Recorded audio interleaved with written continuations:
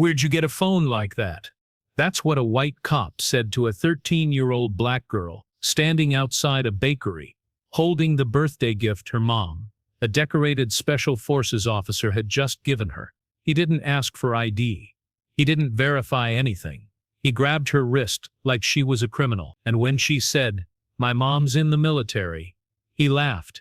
That laugh wasn't just arrogance. It was history repeating itself.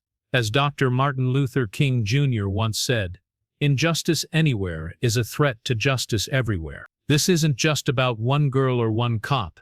It's about a system that still questions black existence in public spaces. If this makes your blood boil, you're not alone.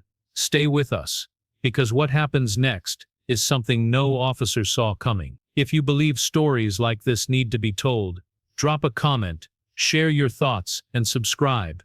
This isn't just a video, it's a voice, and voices change everything.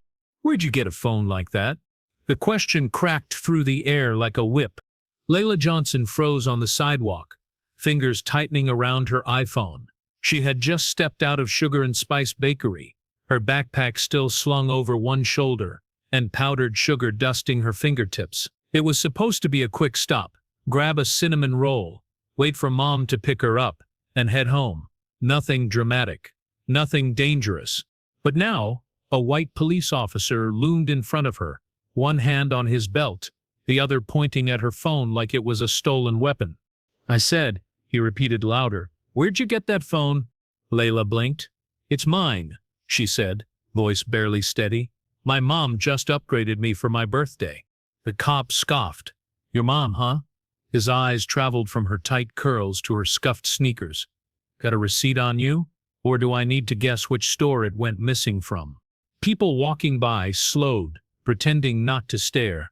Some kept moving. A few pulled out their phones, but no one stepped in. "I'm waiting for my mom," Layla said, trying to hold his gaze. "She's a lieutenant colonel in the U.S. Army. She's picking me up." The officer laughed. Not just laughed, he barked it out, like it was the funniest lie he'd ever heard. "Right, and I'm the president." He stepped closer.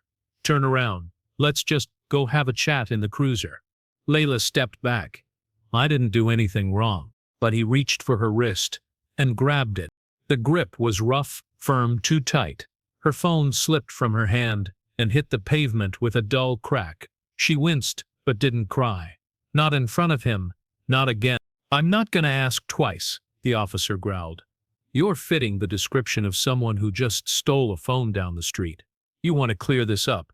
We'll do it at the station." Layla felt the heat rise in her chest. The bakery window reflected her small frame next to his towering one.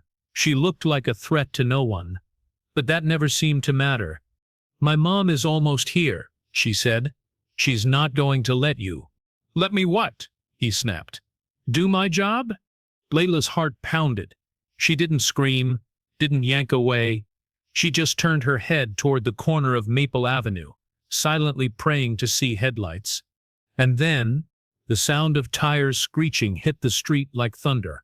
A matte black Jeep wrangled into a parking space behind the cruiser, engine still rumbling like a beast catching its breath. The door flew open. Combat boots hit the ground.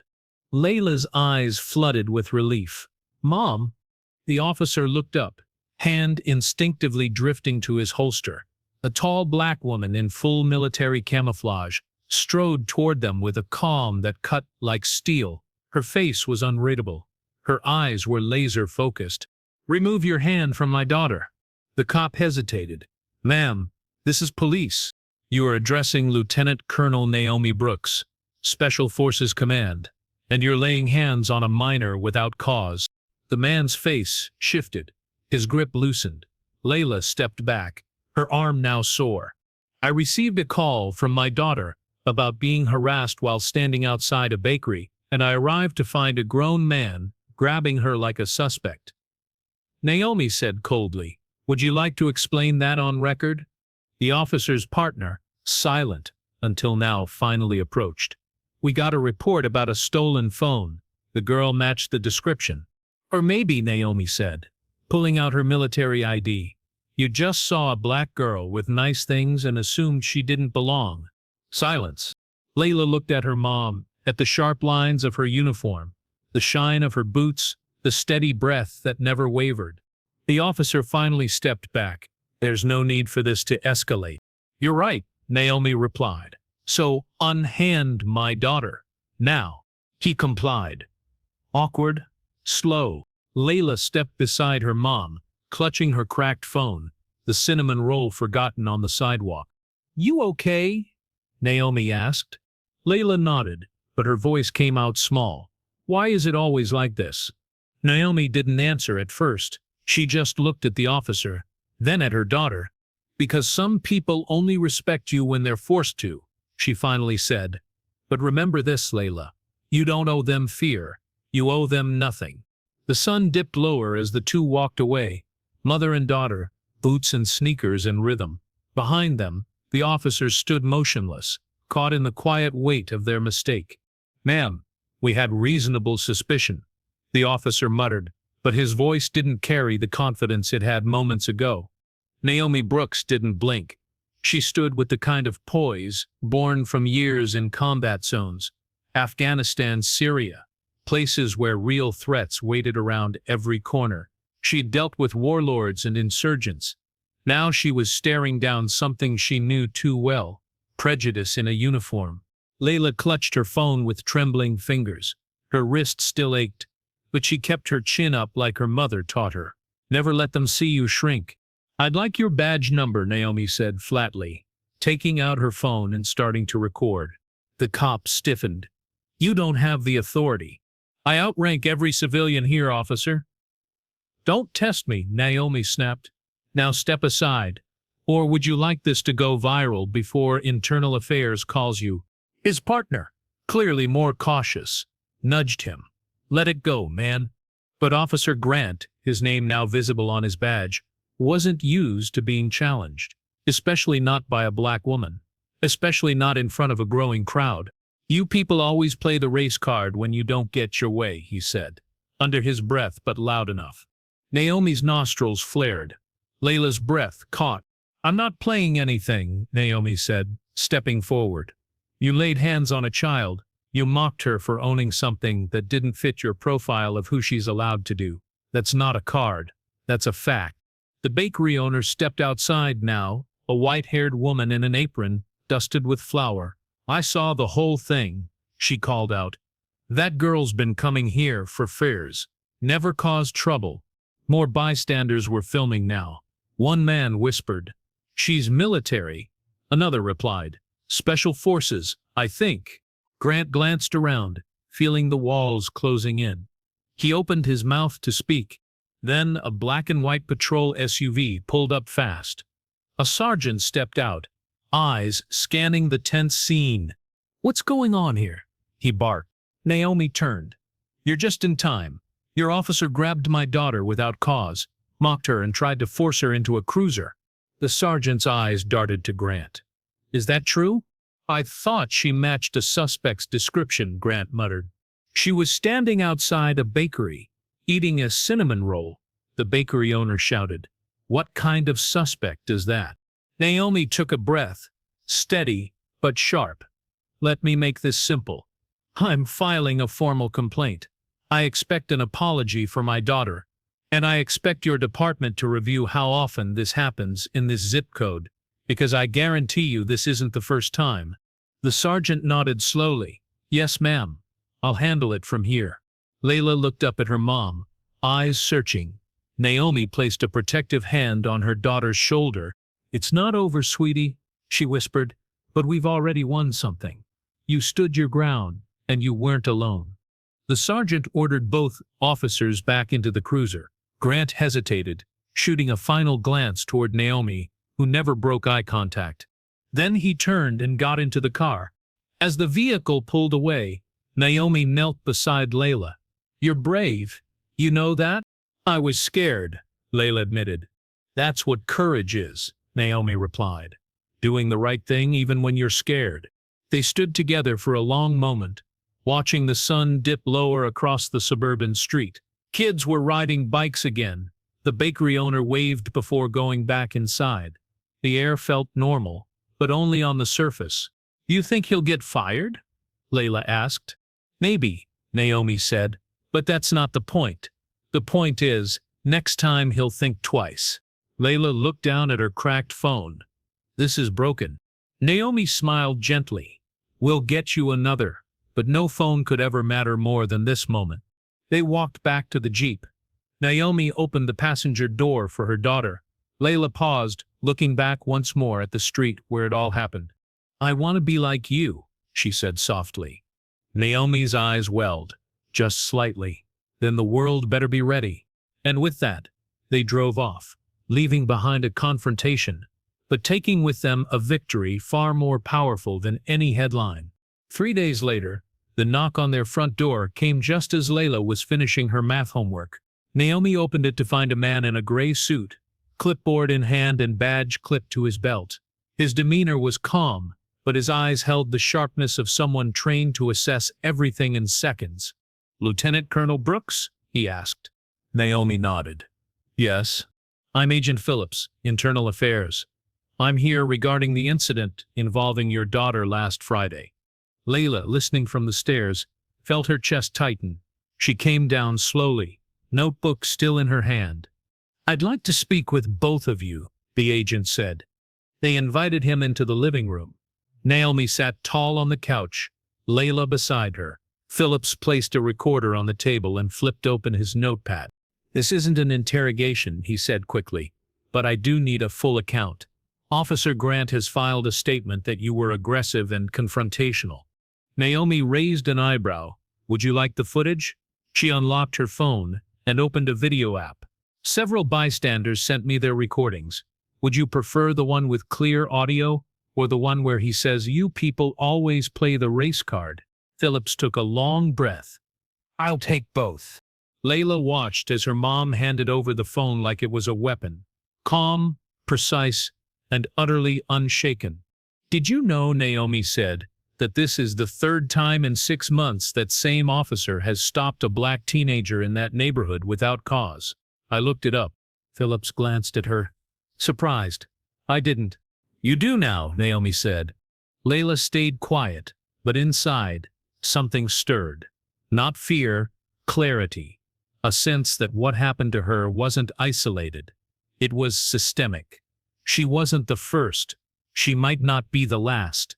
But she could be part of the reason it stopped. Phillips turned to her. "Layla, would you be willing to give a statement too?" Layla hesitated, then nodded. "Yes." Her voice wavered a little as she started, but it grew steadier with each word. She described how the officer grabbed her wrist, how he laughed at her, how he didn't believe someone like her could own a phone or have a mother in the military. She didn't dramatize it. She didn't have to. The truth spoke loud enough. When she finished, there was a long pause. "You did really well," Phillips said quietly. "You're helping more people than you know." He stood to leave, promising to follow up within the week. Naomi walked him to the door. That night over dinner, Layla poked at her mashed potatoes. "Do you think it'll matter?" she asked. "I mean, what if nothing changes?" Naomi chewed slowly, then wiped her mouth with a napkin. "You don't always get to see the change you helped start, but that doesn't mean you didn't light the fuse." Layla looked across the table. "Can I do more?" Naomi smiled. "You already are." The next day, Layla's story aired on the local news. They blurred her face, but her words rang out loud and clear. They played one of the videos, cut right at the part where Officer Grant sneered at her. The anchor's voice followed. "The department is conducting an internal review. Officer Grant has been placed on administrative leave." Layla sat on the couch, watching, knees pulled to her chest. Her mom was in uniform, preparing to leave for base, but she paused by the TV. "You proud?" Naomi asked. Layla nodded, but then whispered, "Does this make me a target now?" Naomi crouched beside her. "It makes you brave, and brave people change the world even when it's hard." Layla leaned into her, wrapping her arms around her mother's neck. They stayed like that for a while, silent except for the sound of the news continuing in the background. Outside, dusk rolled in, and the streetlights flickered to life. But inside, something was brighter than before. A resolve, a bond, a spark that wouldn't burn out. And Layla, still just a girl with a cracked phone and a cinnamon roll memory, realized something else. Her voice had power, and she wasn't done using it. 2 weeks later, Layla stood outside Jefferson Middle School, clutching her speech notes with both hands. The breeze tugged at the edges of her paper, but her fingers held firm. "Are you sure about this?" her best friend Maya asked. Layla nodded. "If I don't speak up now, what's the point of everything that happened?" The school was hosting its annual Community Voices Assembly, where one student from each grade could speak about a personal experience tied to justice, courage, or identity. Layla had submitted her story without telling anyone, not even her mom. When they accepted it, she knew she couldn't back down. Inside the auditorium, students shuffled in, laughing, whispering, scrolling on phones. The usual. Most had no idea what Layla was about to say.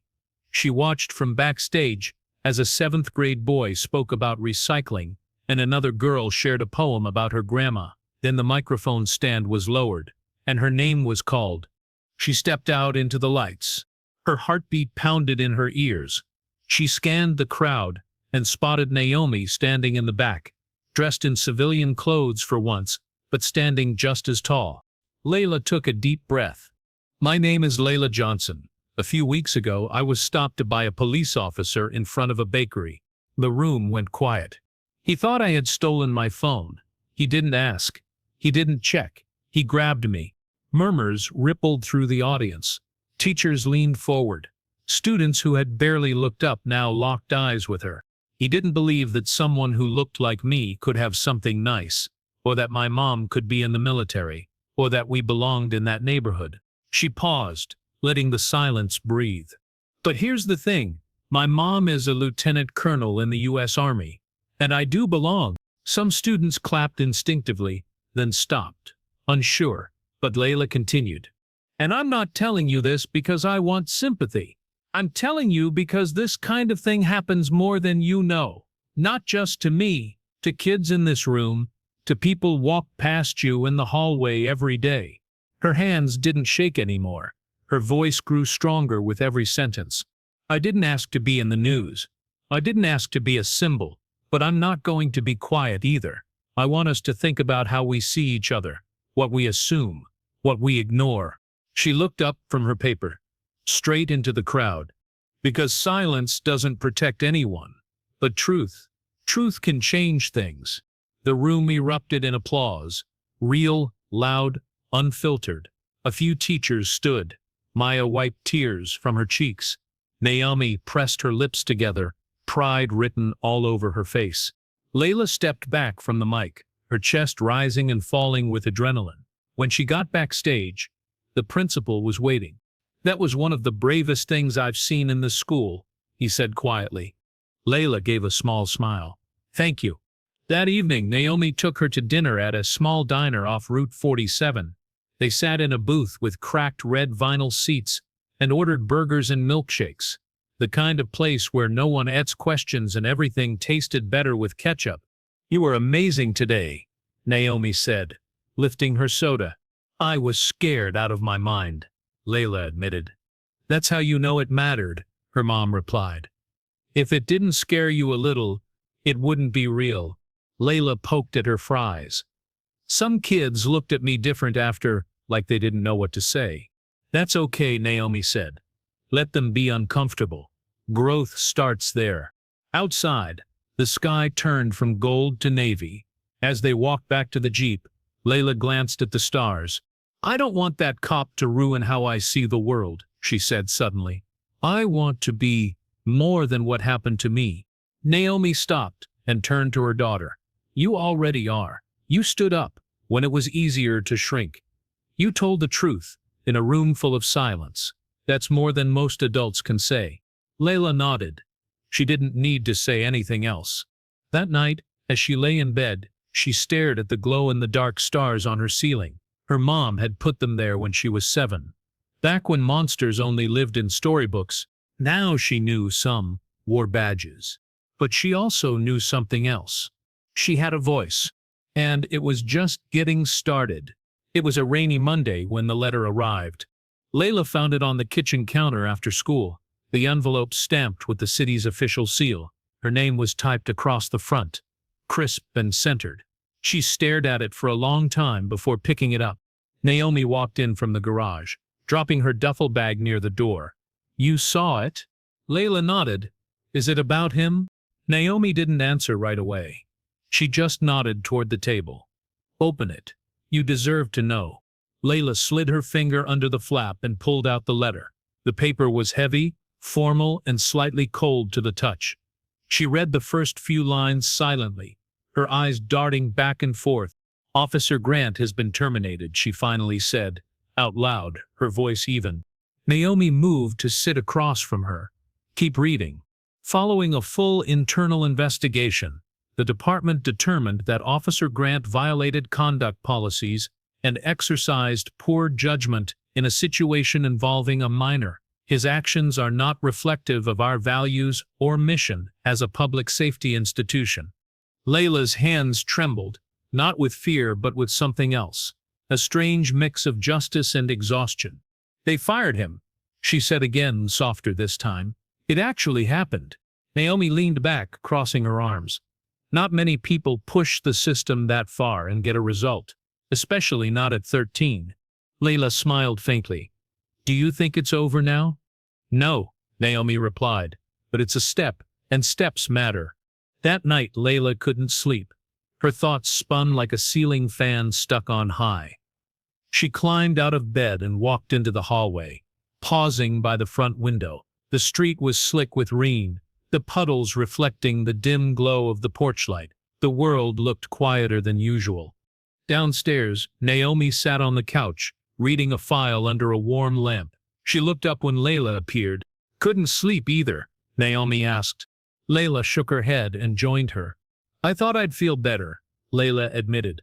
"Like it would all make sense once he was gone, but it doesn't." Naomi closed her file and turned to her. "That's because justice doesn't always feel like victory. Sometimes it just feels like breath. Like, you can finally exhale." They sat in silence for a while.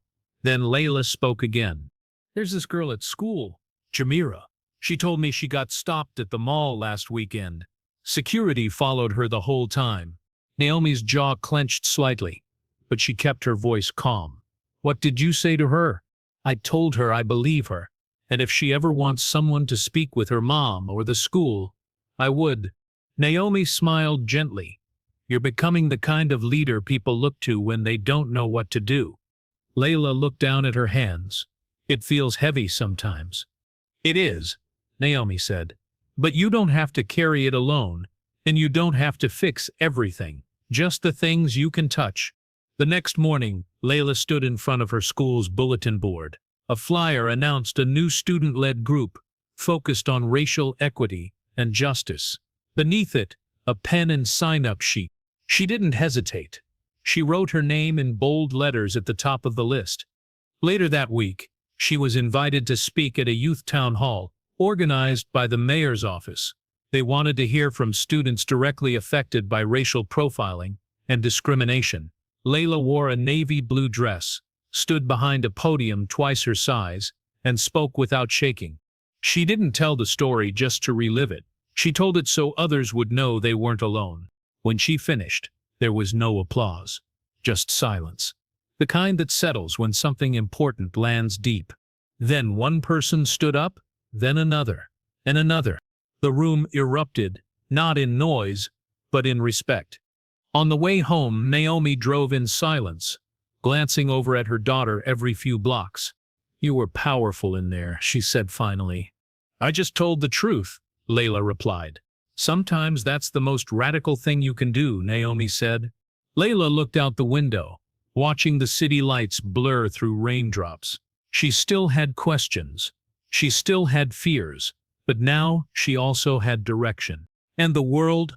It was finally starting to listen. Sometimes, the bravest thing you can do is speak up, even when your voice shakes.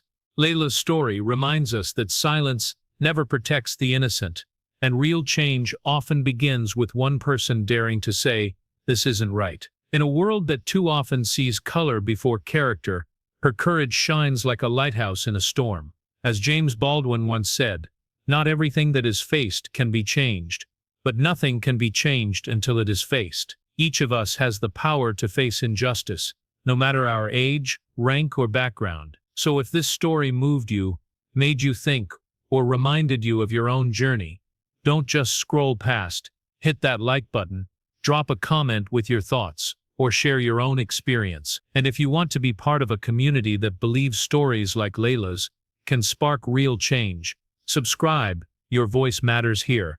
We're listening.